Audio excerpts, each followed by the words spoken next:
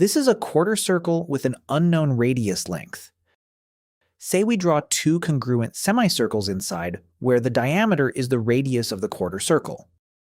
If the blue overlapping area of the semicircles is 4 square units, what is the area of the shaded green region? At first glance, it looks like there's going to be a handful of area calculations involving pi and a couple of area subtraction. Fortunately, that is actually not the case. You can easily solve this problem within a minute or so. Let A be the area of this empty region. Since the semicircles have equal diameters, then by symmetry, this region must also be A. Next, label the green area as B. Moreover, let R be the radius of the semicircles. Now, the area of the semicircle can be established in two different ways. One way is using the already known areas, so the area of the semicircle is A plus 4, but we can also use its radius.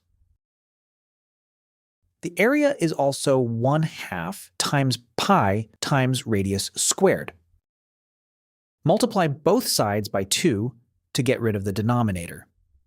Multiply 2 times A and 2 times 4. The equation becomes 2a plus 8 equals pi times radius squared. You may think we'll be doing area calculations here because there's pi r squared, but not actually. You'll understand later, but for now let's proceed to the quarter circle. The radius of the quarter circle is 2r. The area of the quarter circle is 2a plus b plus 4, basically the sum of all the areas of the subregions. On the other hand, we can use the area formula. The area is 1/4 times pi times 2r all squared. This is 4r squared, and we can cancel out 4.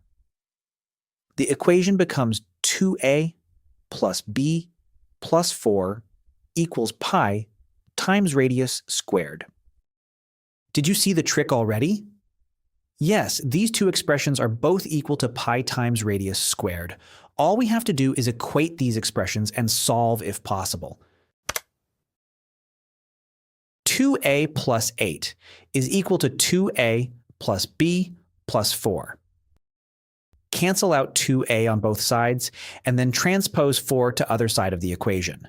b is equal to 8 minus 4, or simply 4. The area of the green region is 4 square units. And we're done. That's our solution. Quite surprising, isn't it? Thanks for watching. Leave a like and subscribe to my channel for more geometry puzzles like this.